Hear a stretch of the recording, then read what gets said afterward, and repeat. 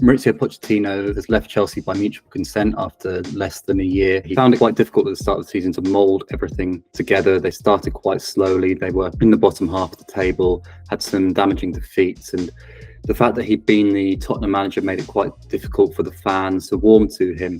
But as the season wore on, there was signs of life and some very good performances in big games. The reaction from fans is these owners have basically needlessly brought in more upheaval and more chaos, and they're not really sure that this is the right move. I just feel quite embarrassed to be a Chelsea fan. As things are going well, they get rid of them.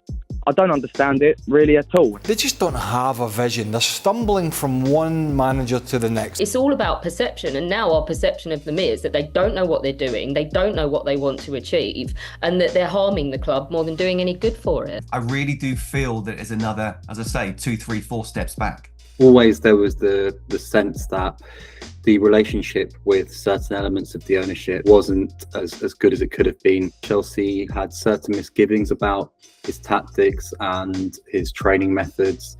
From their side, this was a top 4 squad with a lot of talent. From Pochettino's side, there was always a sense of Pochettino not necessarily being convinced about the project at Chelsea and not always being convinced about the players that he'd been given. Chelsea have brought in a lot of great talent, and some of those players are potentially going to be some of the best players in the world.